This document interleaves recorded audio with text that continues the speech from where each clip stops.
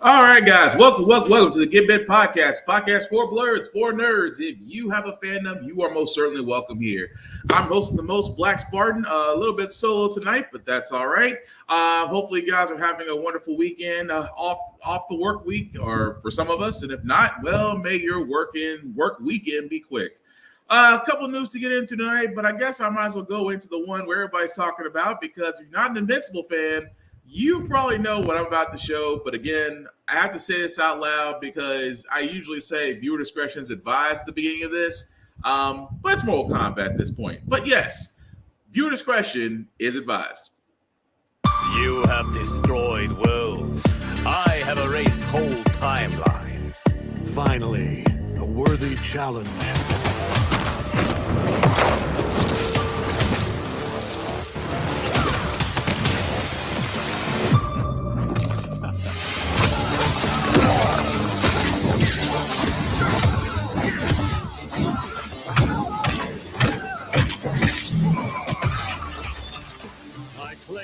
Timeline for the Viltrum Empire.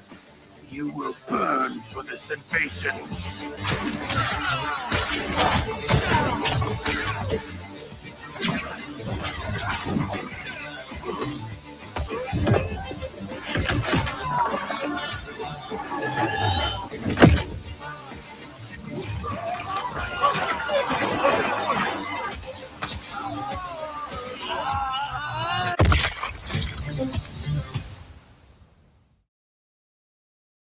Yep, it's that brutal. That was basically the Omni-Man trailer for Mortal Kombat 1. As you can see, he's coming this November, especially on if you purchase the Premium Edition of Combat Pack for early access to him. Guys, let me be completely honest. I love it all. If you've seen Invincible, you know a couple of the scenes of Sorcery getting, punched where he's saying, think, Mark, think, or the infamous subway scene. If you haven't seen Invincible, you're probably not going to know what those two things are. Again, if you're an adult, because Invincible is definitely not for kids, you can definitely check that out on Amazon Prime. Again, Invincible is not for kids. I know at this point we shouldn't have to stress it, but I feel like we have to. Mortal Kombat 1, for what I've been told, has been great. I'm still waiting to play it because your boy still got to get a PS5, but that's all right. But it is, from what I've been told, it is smooth. It is fun. If Homelander, because I'm wondering about Homelander, yes, because we know Omni-Man, Homelander, Peacemaker, Quan Chi, of course, Shang Tsung. But let's be honest, we're more interested in how they're going to play, especially Peacemaker, because I was wondering how Peacemaker is going to play, how Homelander is going to play, and how Omni-Man is going to play, considering the fact that Ed Boon is just having the time of his life right now, bringing in DLC characters into Mortal Kombat 1. But again, I love the trailer. I just hope they keep the essence of Omni-Man, although I keep hoping there's going to be more little surprises. But let's be honest, everybody's going to be doing this subway finisher because that's just, disrespectful, I guess. But speaking of Invincible, we do have a trailer for season 2. We all remember that day. For some, the pain will never fade. When I was a kid, I always wanted to be my dad. What if that happens? What if I become him and I don't even know it? I need to do more. I can save lives. Put me back out there. Mark isn't like other Viltrumites. He's a good guy. Dinner tonight? Go save the world, Invincible. You're way too good for me! Who are you? I call me the Shapesmith. There's an infinite number of dimensions, and I was born with the ability to access all of them. Shut it down or I take it down. Make us. You have no idea how much I wanted you to say that. It's bottled in, I'ma let it out. Man, I've been through wars, still can't knock me. Your powers don't make you a hero. They make you dangerous. Made it through the storms. You can't knock me down. Make him pay for what he did to your world. The last 20 years of my life have been a lie. You want this back? Come and get it. Wrong choice, asshole. I need revenge. So arrogant, just like your father. People of Earth, the more you resist, the worse this gets. And if you think you can stop us, don't forget, I'm...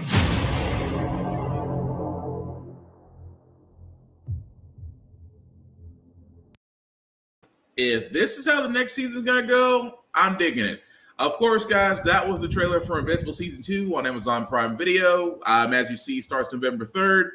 I was really curious how they're going to go with this. I actually started going back and read the graphic novel, so I'm kind of a little bit ahead, but still, I am enjoying this because we know Omni-Man is gone.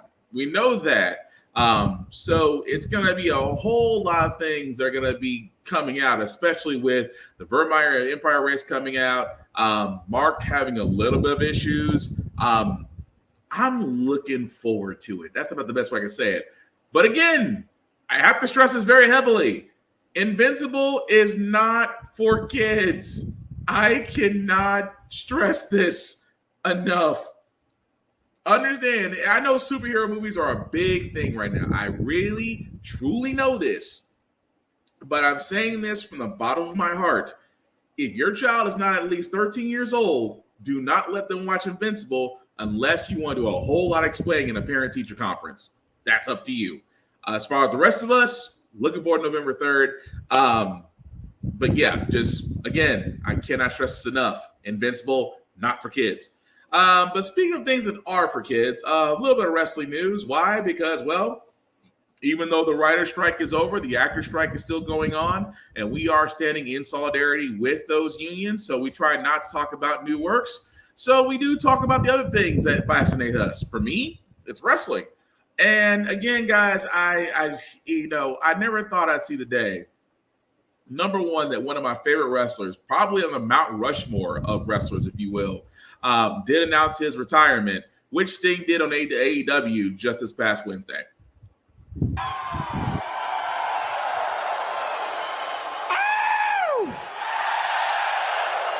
You know, I can remember about 30 some years ago, the first time I ever did that to the crowd and they wooed back. I couldn't believe it. All these years later, here I am. Well, shall I say the word?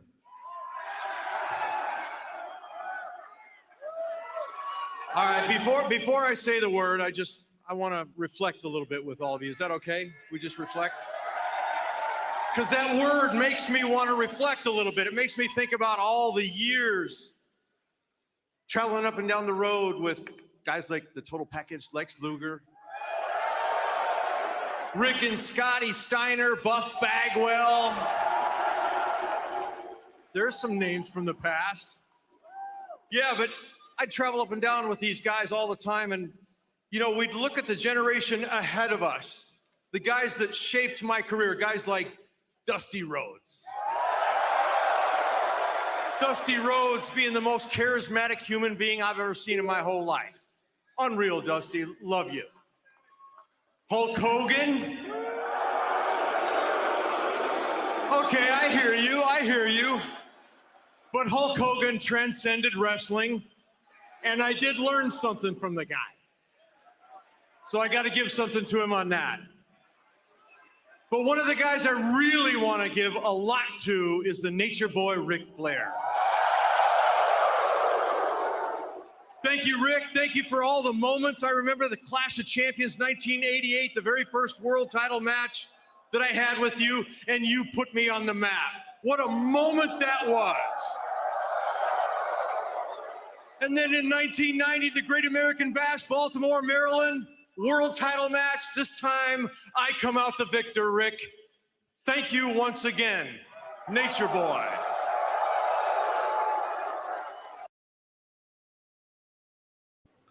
Now, of course, that did cut short just because really Sting did announce his retirement next year at the AEW Revolution pay-per-view.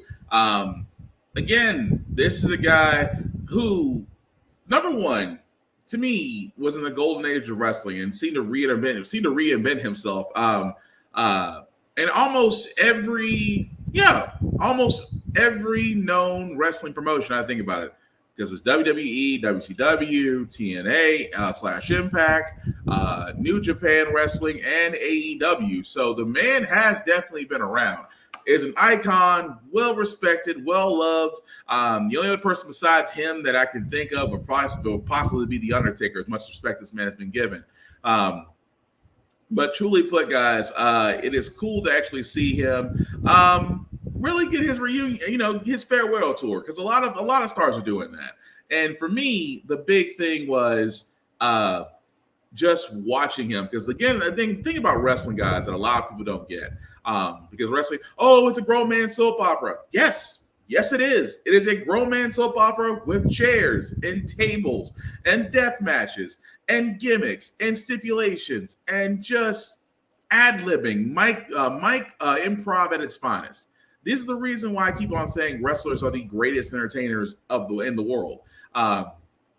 And very few have been able to do what Sting has done. I mean, you got your talkers and your wrestlers, and then you got your one of a kind. Sting is definitely that. So again, get to see his farewell tour of all sorts. As he says, he will be retiring at AEW Revolution next year. Much well deserved, but that generation, man, when it comes to wrestling, it just sticks with you. It really does. Aside from that, because I'm not sure about this news, I really am not. But because we got to talk about. I mean, we're going to talk about it because really quickly, I don't get the whole thing with CM Punk. I don't. Don't get me wrong.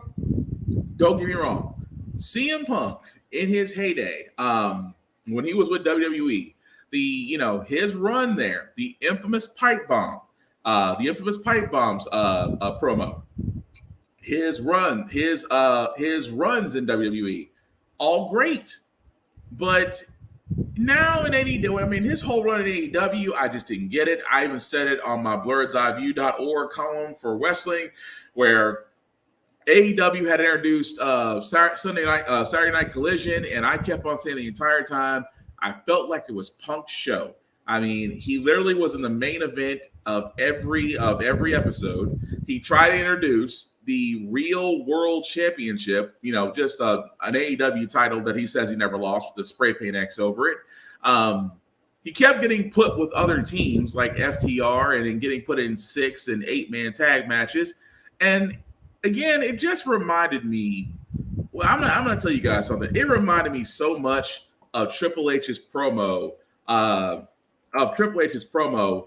on CM Punk, when the whole thing was, I'm trying to remember this correctly, because Triple H said something about CM Punk in his promo that it just rings freaking true. And I cannot stress that enough, that it rings so true that he said about CM Punk, where he sat there and said, you're supposed to be the voice of the voiceless. You're supposed to be the change that wrestling needed. You were supposed to be all of these things, and you really only did it for yourself. And, and again, wrestling imitates life. I mean, they were doing, it was a skit. Yes, it was. However, it just makes you think. Keep in mind, if we go back to AEW when they were at All Out, when AEW All Out was in London at Wembley Stadium, there was a backstage incident. That backstage incident between Jungle Boy, at the time Rick Perry, and CM Punk, which seemed to spill out in the gorilla position where AEW owner Tony Khan was there.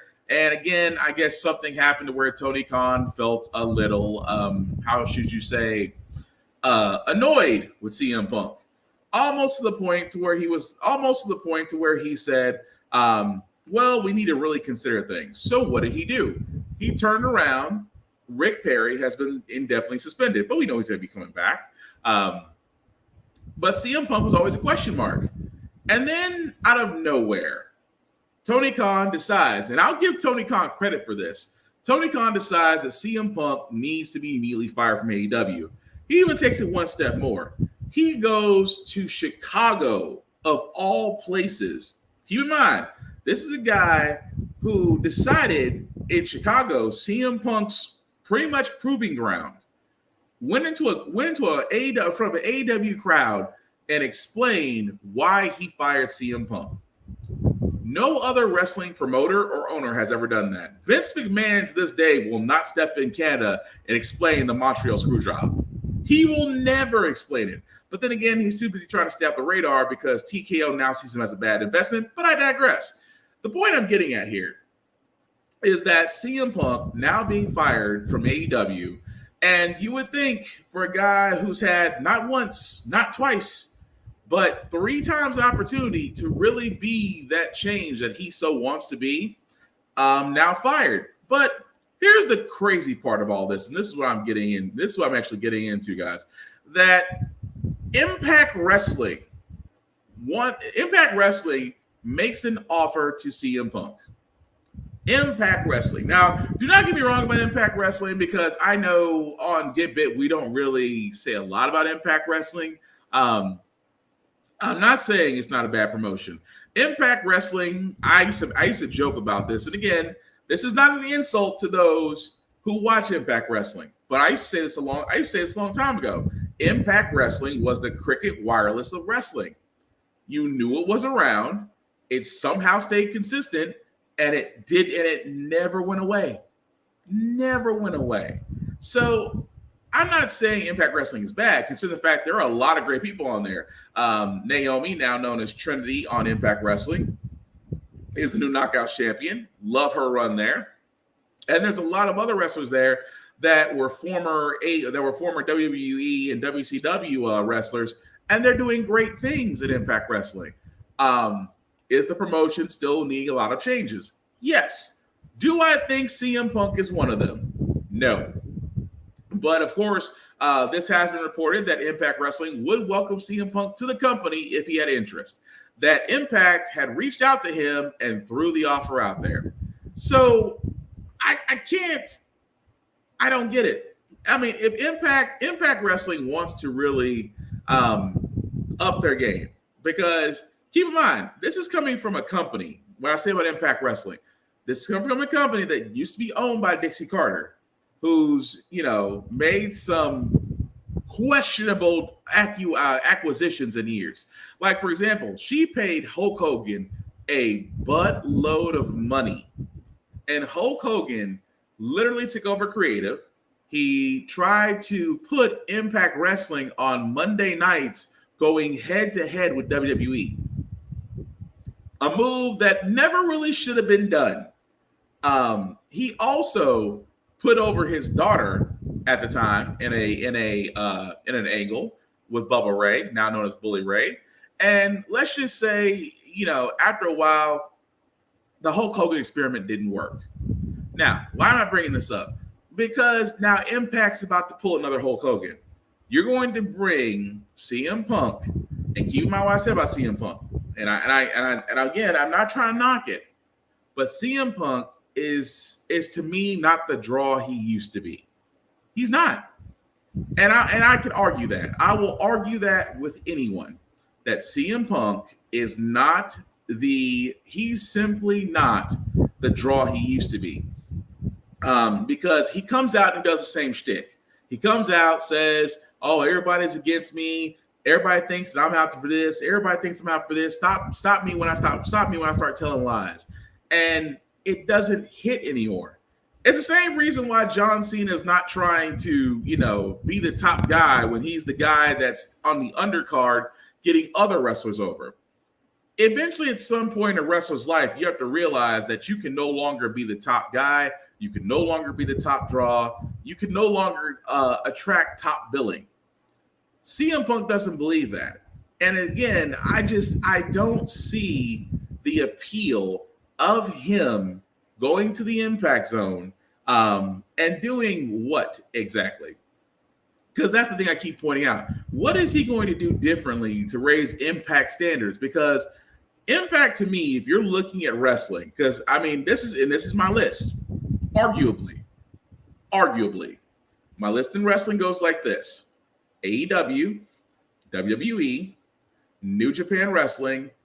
I had one more. I can't believe I just mind blank right there. So New Japan Wrestling, I would probably put Impact at 4 or 5 because Ring of Honor is now owned by AEW, and Ring of Honor is doing great because they've repackaged themselves to be viewed in a specific area. So Ring of Honor is doing better numbers than it ever has been.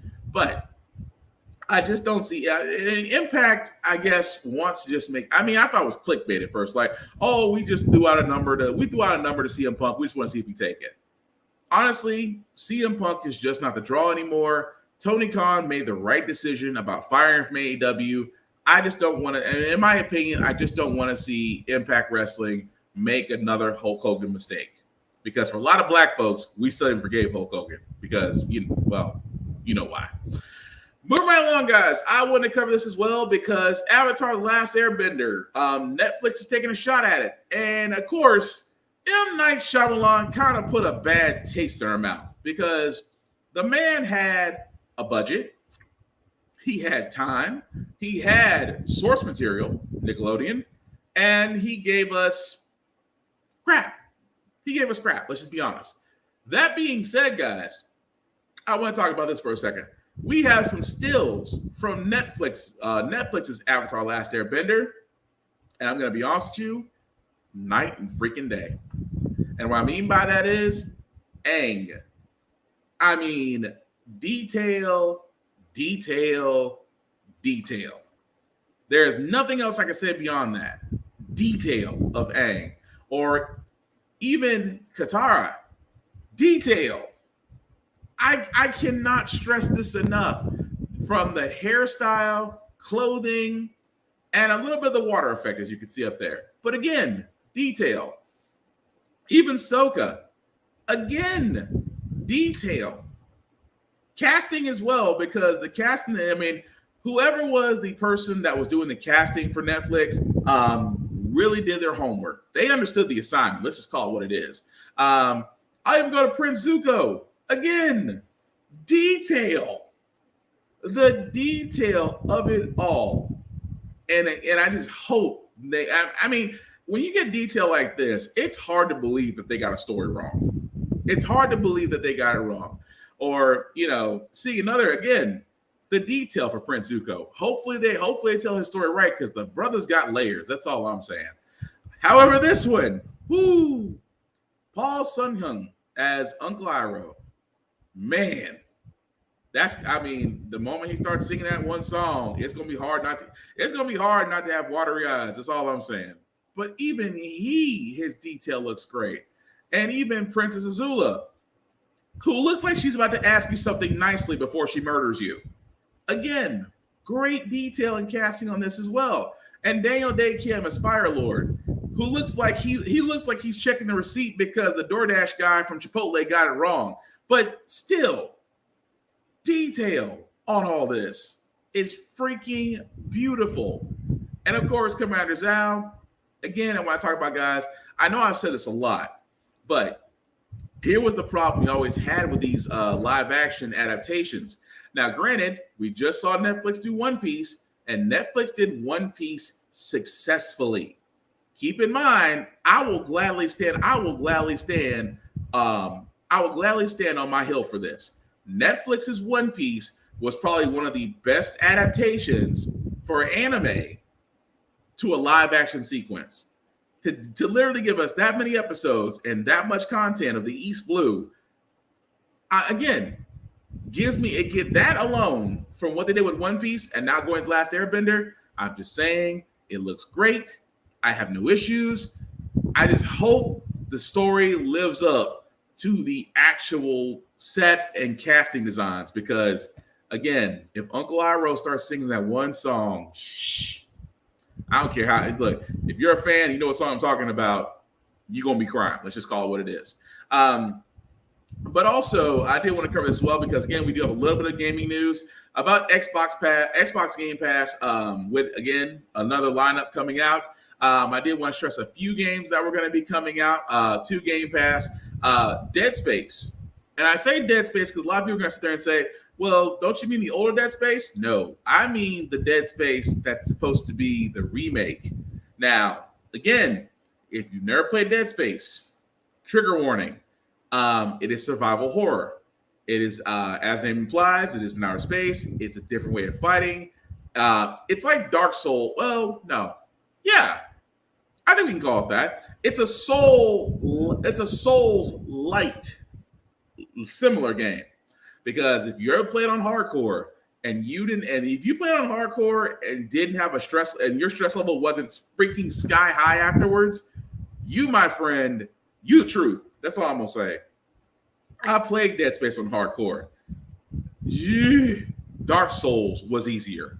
But the reason why I bring this up, because again, with the remake, guys, again, these are scenes from the remake. Now, what you're seeing right here, that's the remake. That's the remake. Updated graphics, more definition.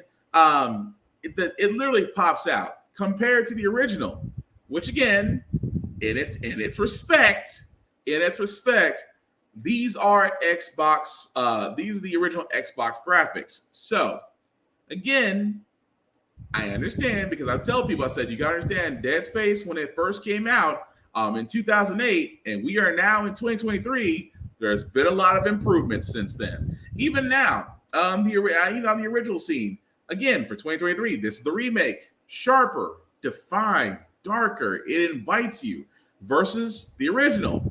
Again, we're not knocking it. When you've had 15 years to clean something up, it's going to look better. So that's just one of the games that are going to be. That's just one of the games that will be on Game Pass this month. City Skylines 2 will be out. Gunfire Reborn, Kill with Fire, Persona 5 Royal, and Signalist will all be available on Xbox Game Pass sometime in the middle of this month. Well, actually, should, if not by tomorrow, because I know for a lot of y'all are probably playing Marvel Spider-Man 2 right now on PS5 because it's now available. Let me know in the comments what you think of it, because I'm jealous of y'all. I can't wait to play it myself. I mean, the first Marvel Spider-Man was great.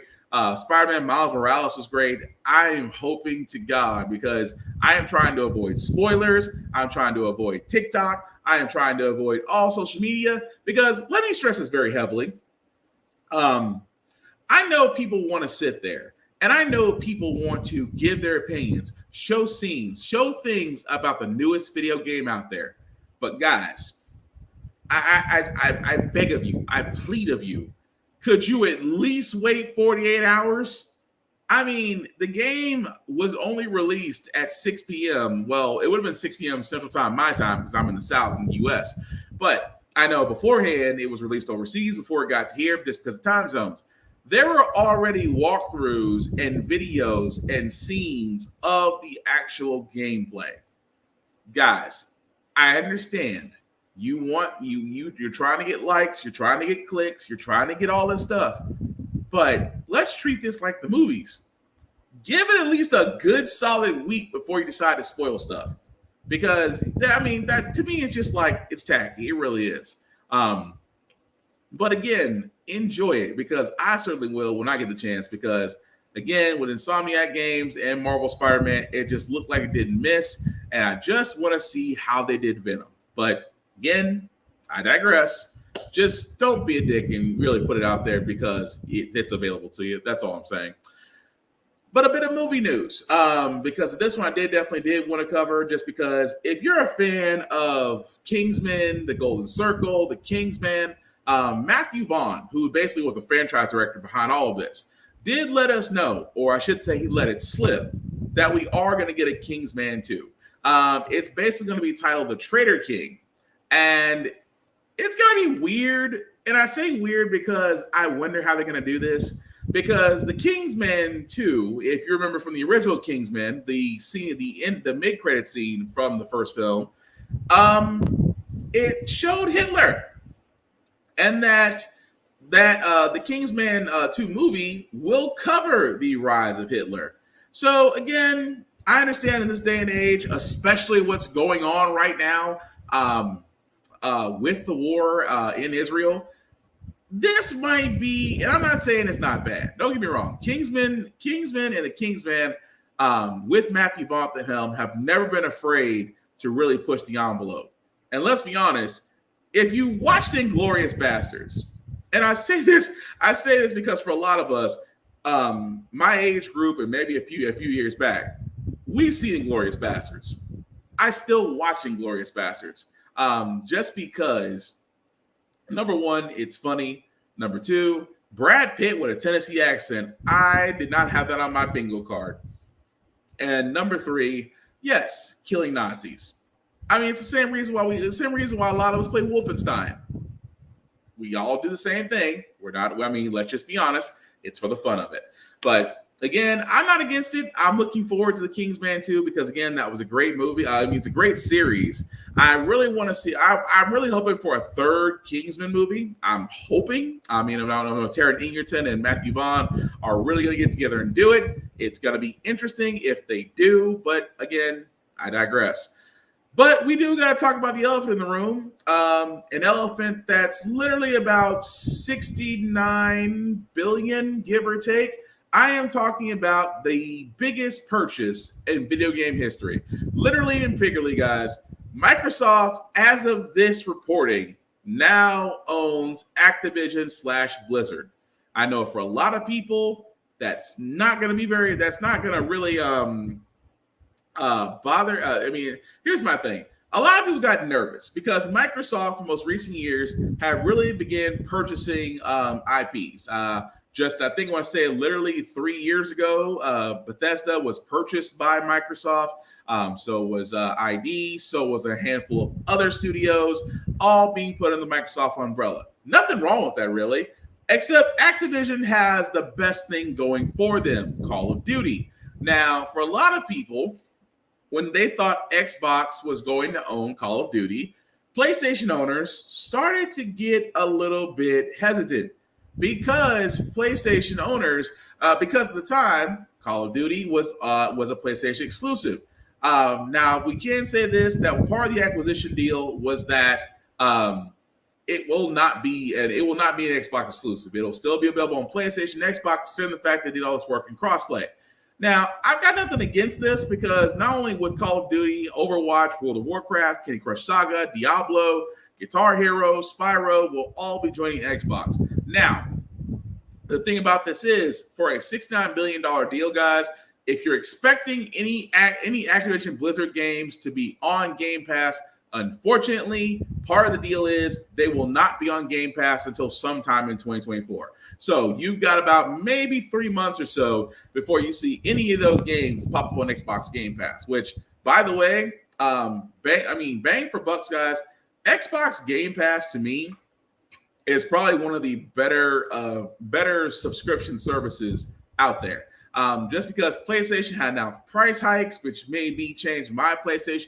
It made me change my PlayStation subscription. I used to have the premium. I went back to basic because I really can't justify $160 every year.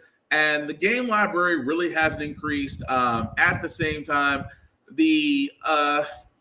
it's just price gouging is really what it is. When Game Pass is still charging me $19.99 and it's included. And there are some games that are available on day one on Xbox Game Pass, like Lies of P. If you haven't played Lies of P, highly recommend you should. Souls-like game, but definitely fun, definitely challenging. But that's where Xbox gets it right, and PlayStation kind of gets it wrong. But this is the reason why I keep saying I don't see a problem with Xbox's acquisitions, just because they've been smart acquisitions. Now, PlayStation was thinking, for PlayStation, Sony, I'm talking to you guys. If you really want to try to challenge it, I'm not saying do acquisitions, but maybe give us games that we've been expecting for a little while. That's all I'm saying. There's a couple of games out there that you guys have been just hanging around and, well, for the life of me, have decided that you don't really need to. And I'm just sitting there thinking to myself the entire time, I'm like, you would think, and I say this very heavily, you would think that Sony, because acquisitions are becoming few and far and in between, and nothing wrong about Sony. Sony has had a great year of game releases.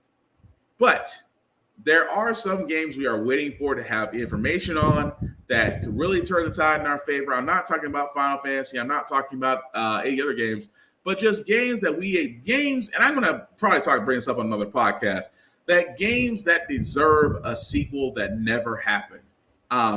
I'll give a prime example before I move on. Days Gone. Days Gone was a great IP that Sony had and left it open-ended to the point to where it's like, how is it that we don't have a sequel to Days Gone? Because technically the story isn't over. And I don't want to spoil for anybody that has never played it. But again, Days Gone is available on PlayStation Plus if you want to play it yourself. But I've always wondered why that game never got a sequel. Because it was great. It really was. But again, one of these days we're going to bring this up on another podcast about games that just simply, that really should have gotten a sequel but never did. But speaking of PlayStation, guys, PlayStation isn't without news this week. They did announce what their PlayStation Slim would look like. I'm just going to play the video.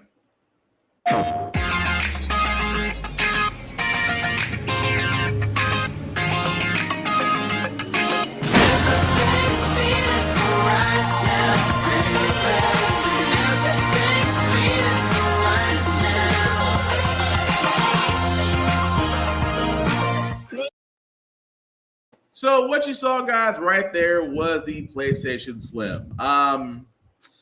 Yeah. So let's get into this, shall we? So we knew there were slimmer versions of the PS5 coming.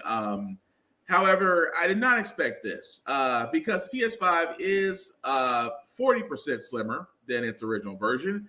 It is, and like its predecessor, it is coming in two types. It's coming in digital, which again, digital, not having a optical drive. We'll be able to download games to it and just play off of that. However, in this case, you can actually purchase the additional optical drive that allows you to play disc games into the PS5. Now, of course, just to point this out, digital-wise, the digital edition, the PS5 digital edition will be somewhere around $450. Which again, people are wondering, like, wait a minute, why is the Slim? Is the Slim more than the original? Yes, $50 more than the original. Now, if you want the Slim PS5 with a disc drive, that's going to cost you upwards of $500. A lot of people right now are probably going to be like, wait a second. So if I want a Slim PS5, I'm paying more for it. But if I want the Slim PS5 with a disc drive, I'd pay $500. Yes. This does not compute. I know. It doesn't compute. Because, again, this is where I said Sony could have gotten. Sony is like, if you're going to make it smaller, you're going to make it portable, you would think price-wise it would be a little bit more feasible. It's not. And don't get me wrong, this is kind of, and I know this is not the news that a lot of people were hoping for when it comes to Slim PS5, especially after the fact that when the PS5 was launched, you had to deal with bots, you had to deal with skimmers, you had to deal with everybody getting PS5s and shipments as soon as they came in went right out the window. The reason why I said the Slim PS5 is good news is because, well, let's be honest. If you're like me, you're trying to get the best deal wherever you can find it. And all I can say is check out local pawn stores, because once this PS5 hits, there's going to be original fat PS5s in those areas to where you'll be able to purchase them for much less. So if you've been waiting, now's your time to shine. But again, as a person that's waiting to get a PS5, I understand it. I do not understand the price point because, again, for it to be slimmer, it should not cost more. It should actually cost less. Case in point, the Microsoft Xbox Series S costs less than the Microsoft Series Xbox One X. I mean, I'm just saying, if you're paying for S, you're paying less for X, but you're paying more for X because, again, they differ. But in Sony's reverse land world, if it's slimmer, it costs more. And if you want the disk drive, you're really going to be paying. I know, it makes no sense. Not at all. But we digress. Moving on, guys. I know I talked about Matthew Vaughn just a little bit ago about the Kingsman, but did you know that he actually pitched a Superman movie? Yeah, he actually pitched a Superman movie. What he actually said, because it was between him and Mark Miller. If you know who Mark Miller is, again, Jupiter's Legacy, again, on Netflix. Great show if you haven't seen it. But he says that this was the idea that they had pitched, that our big idea was a twist that Krypton doesn't blow up. It does eventually. Superman's dad was right. He just got his timing wrong. So when Superman's grown up, suddenly there's a mass exodus, then all hell breaks loose, and that was our idea. So let's think about this for a second. Don't get me wrong about Matthew Vaughn. Great director, great writer. But his idea, so Krypton doesn't blow up yet. Superman grows up on Krypton. Superman is a grown man by the time Krypton has its eventual demise. And then I guess the story is them all leaving Krypton. You know, I'm not against it, except there was a sci-fi show called Krypton that kind of did this. I don't know. And don't get me wrong, I am a Superman fan. I mean, you can't see my shirt right now because the camera's up, but I am a Superman fan. I'm a DC fan. DC fan first, Marvel fan second. I love Superman. I love the different stories and how they try to tell Superman. I love Red Sun. I love the Age of Superman. I can keep going down the line. A lot of those were great stories. I'm just not sure about this one. The fact that this was their pitch, that for the simple fact of the matter, guys, that, oh, well, Superman is grown up. So Superman's a grown man by the time Krypton has this exodus. I just can't help. Where's the story?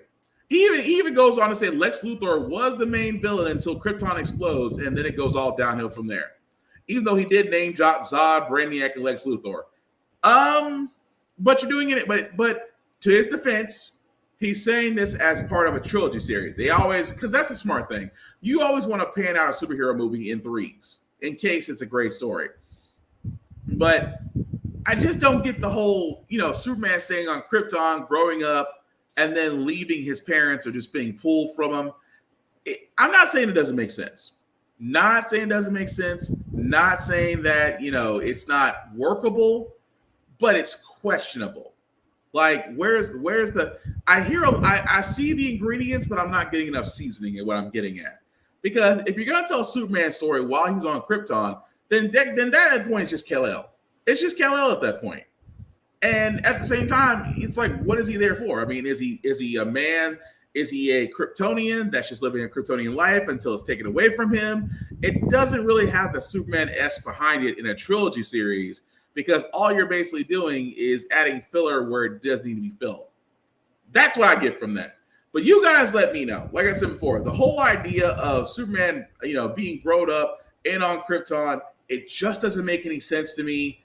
I could be wrong about this. I don't see it for a trilogy standpoint. That you still, again, the whole thing about telling Krypton, and this is just me, my opinion. If you try to treat Krypton the same way we try to give Joker his identity, because a lot of people are like, well, who's the Joker? The identity of the Joker has always been a mystery. There was one story about Joker being Joe Cool, and Joe Cool was the one that killed Batman's parents. The thing about the Joker is, once you take the mystery out of something, it loses that sparkle. Even as a Batman fan, I never wanted to know who Joker really was.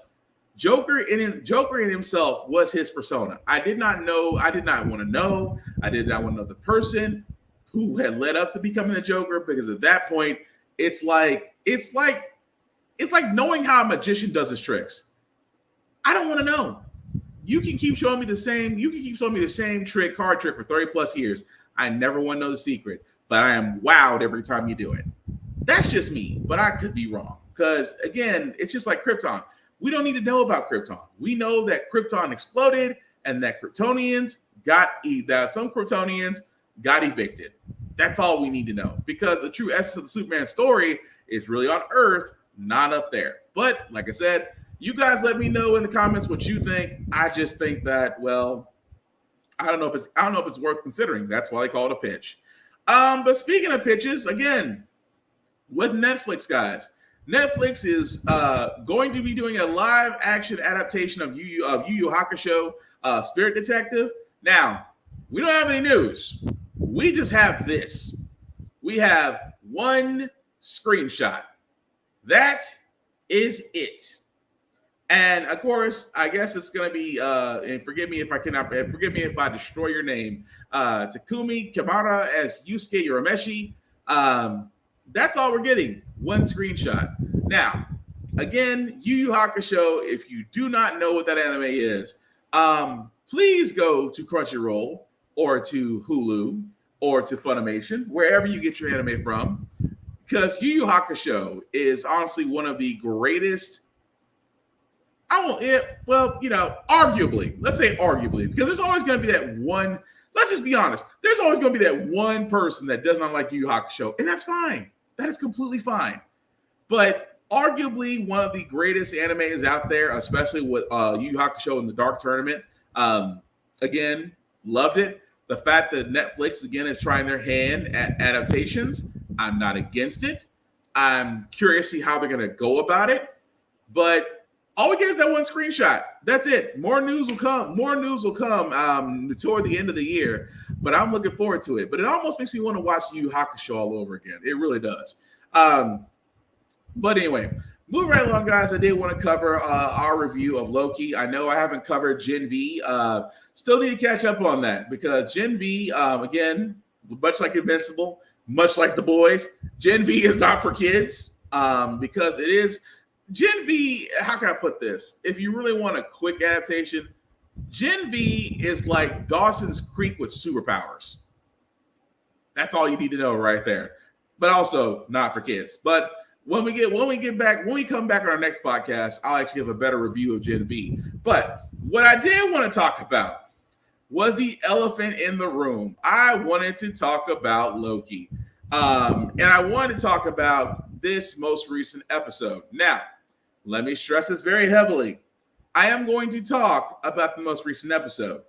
If you have not seen Loki, if you're still wanting to watch the current episode that's out there, it comes out every Thursday.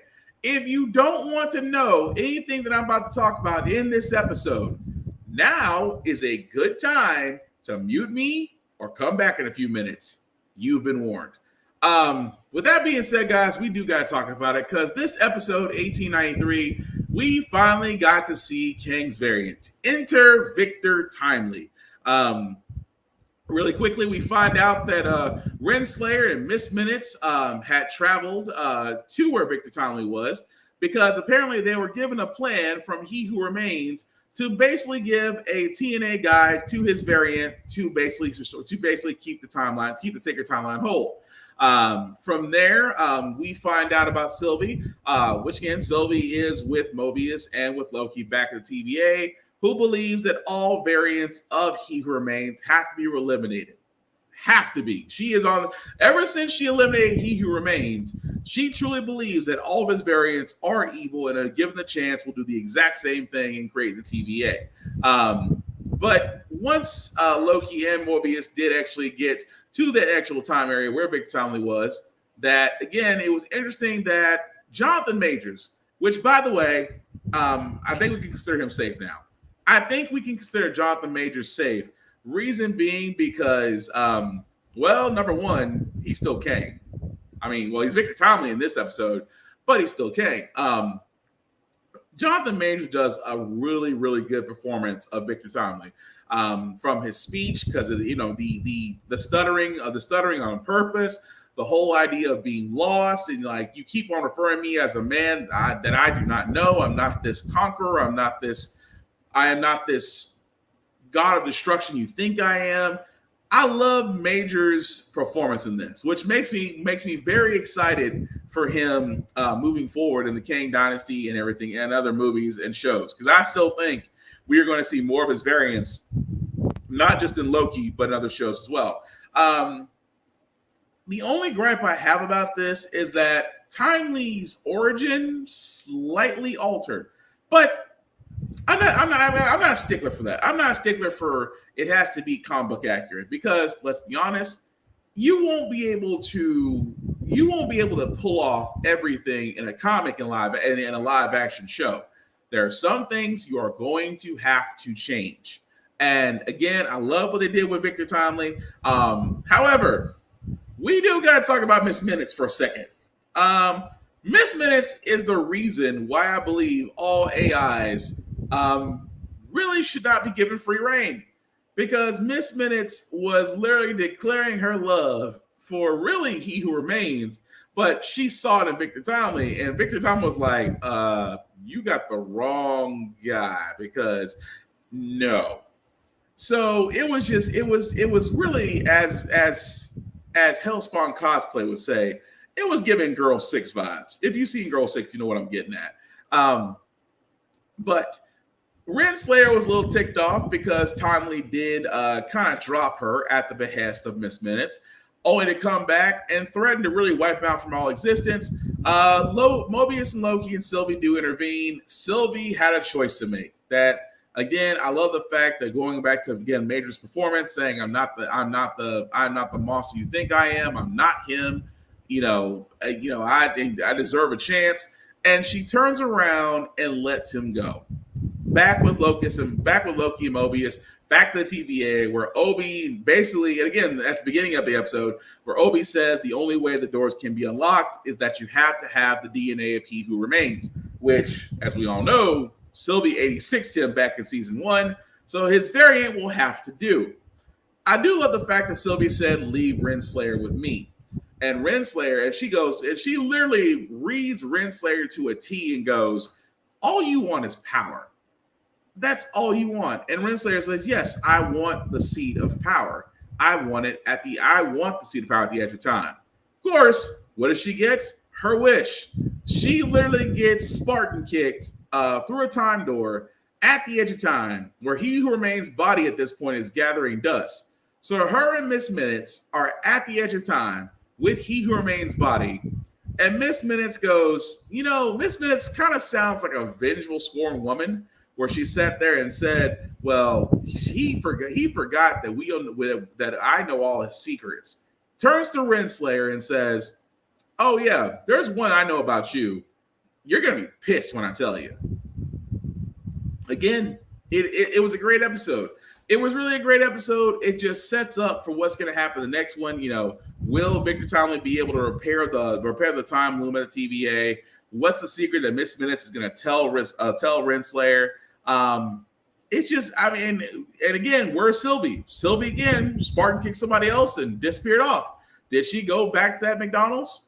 Which, again, I still think the person at that McDonald's is Mobius. That's me. I'm not gonna lie to you. I think the person that is sitting at that McDonald's, the manager that she talks to in the previous episode, I think, beyond a shadow of a doubt, that is Mobius, or at least a variant of Agent Mobius. But again, I digress. Let me know what you guys think in the comments of what you thought of Loki. Again, it's still a great series. But let's be honest, it's all we got going for us right now, because again, until this actor strikes get settled, guys, we are pretty much enjoying it until the well ones dry. But hey, again, if they can pay the writers, they can pay the actors. Now, as far as comic book pools, guys, we don't really have anything tonight. We will definitely have a new comic pool list next week on our podcast. But I did want to point out 2 comics that are coming out that really I'm going to pay much attention to.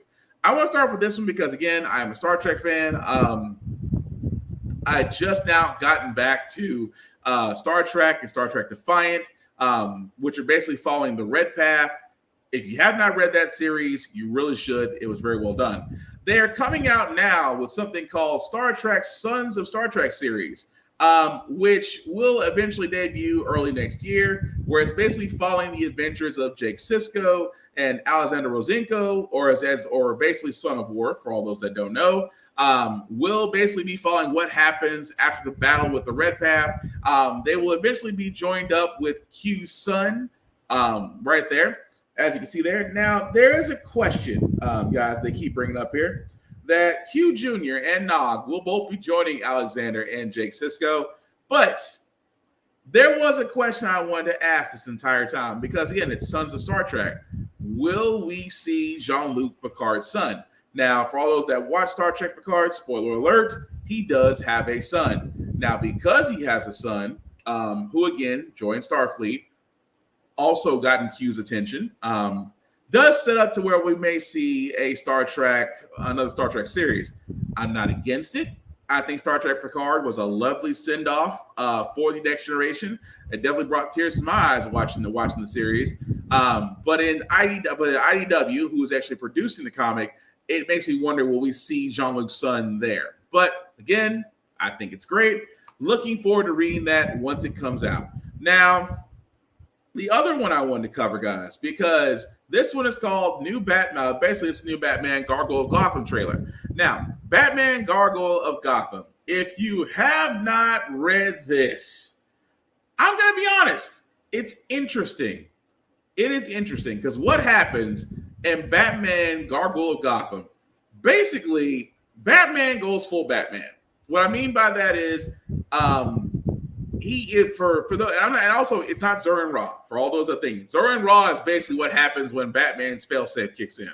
But what Batman does, he decides to kill off the Bruce Wayne identity and just go full on Batman. During the time at this point, a serial killer's on the loose, not Vicar Zsasz, but they seem to all be connected as far as the victims of the serial killer, not just to each other, but to Batman as well.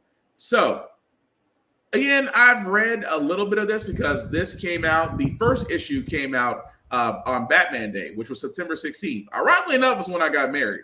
I did not read it on my wedding day. I read it a week after my wedding day. I read it a week after my wedding day. But the second issue for that is going to come out. Again, Batman Gargoyle of Gotham is pretty great. If you haven't read it, please take the time to do so. Trust me, you will not be disappointed. And like I said, guys, again, we'll have our comic pools because we'll actually have a guest with me and Joe next week on Get Bit, and we'll basically cover our pools from there. Now, as always, guys, we do want to show support to those that give us support, and we want to shout out to Rick's Comic City. If you don't know what that is, it is Nashville's #1 place for comic books, anime, multimedia, toys, and things of that nature.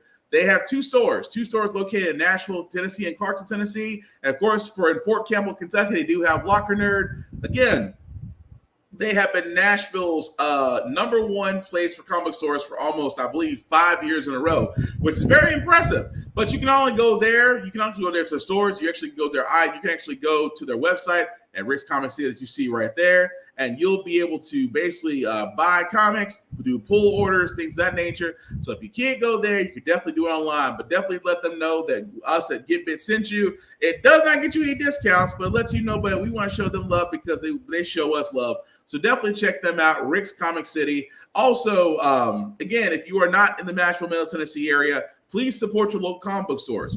Support your local libraries. They are the last places, guys, to where you will be able to get. And I say last because these places are disappearing, really and truly.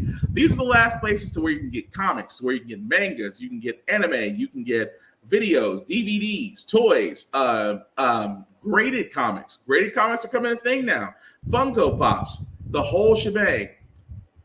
That's the reason why I keep saying all the time, especially in libraries, read banned books. I cannot stress that enough. Read the books that they don't want you to read because there's something in there they don't want you to know, but you should know because it makes you better as a human being.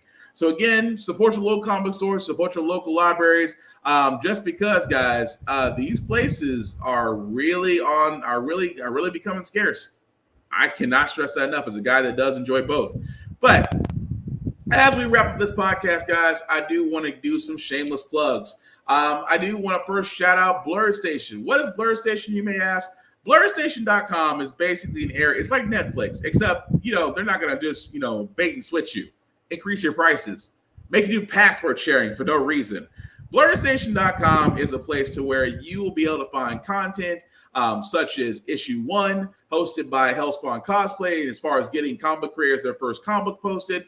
Undead Horizon, which is a zombie apocalypse show.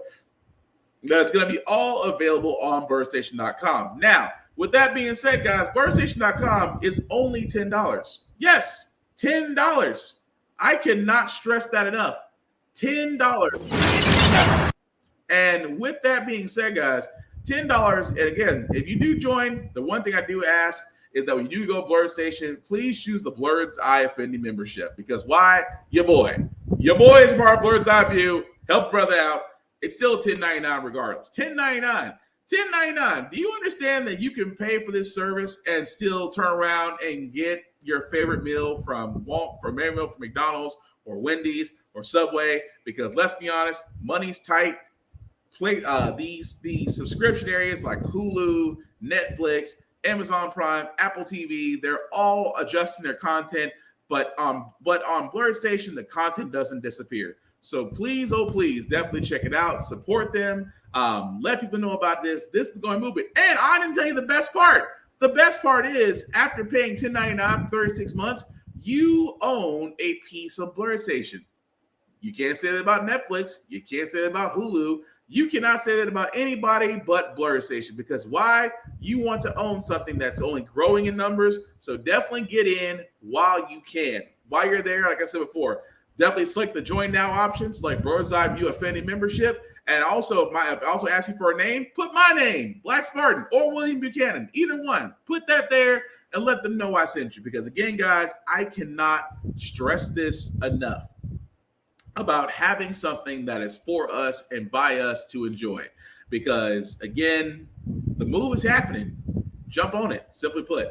Also, shout out to my boy Vaughn at Big VZA Dot. You can definitely find him Big VZA Dot on all social media, where he does beats for shows, for songs, things of that nature. So if you do need a beat or want him to create one for you, definitely check him out, Big VZA Dot, on all social media.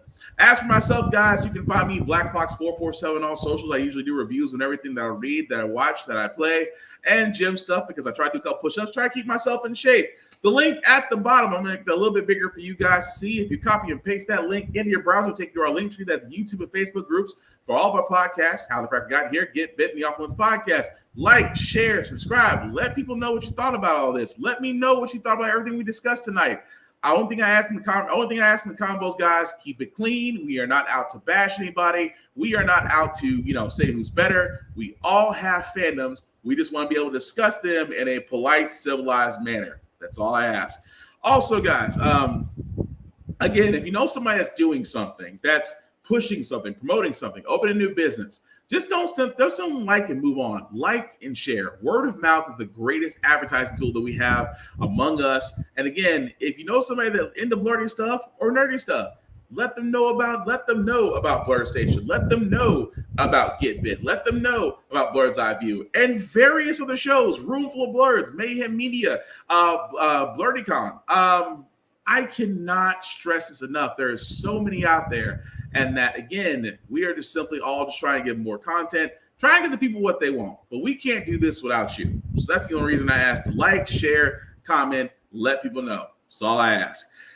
That being said, guys, again, it is con season. I have 3 simple rules for con seasons. Number 1, respect the cosplayer at all times. That goes beyond saying, because they get a guy like me to throw you out. And I mean, I don't like throwing people out of cons. I think cons are for everybody, but if you act a nut, you gonna get thrown. And I am working on my tosses because, bro, trying to get distance. Number 2, wash your ass. As long as there is water, soap, deodorant, there should be no reason why your ass should be funky in a con. These cons can be very big, and they can also be very packed. And again, hygiene is key. Wash your ass, brush your teeth, a little bit of mouthwash goes a long way. That's all I'm saying. Number 3, guys, is the same rule that I have for myself and others, because we've had so much negativity in the world. Simply put, be kind, be nice, don't be a dick, and we'll all be cool. So, as I said, guys, we will definitely be back here, same Get Bit time, same Get Bit channel. As I end this, guys, I cannot stress this enough. We all have fandoms. We all love them. The thing about fandoms is fandoms are meant to be discussed. They're meant to be shared. They're meant to be loved. And above all else, toxicity is not a part of it. So again, if you have a fandom, share it. If you don't know nobody that knows about it, let them know about it. At the same time, you may make a friend in the process. Fandoms are for everyone, not for toxicity. Take care of yourself, guys. Take care of yourself, guys, and everybody else, because apparently I've messed up the ending. Take care of yourselves and each other, guys. Have a great weekend. Stay safe, because again, Mother Nature's changing up. Have a good night, guys. Peace.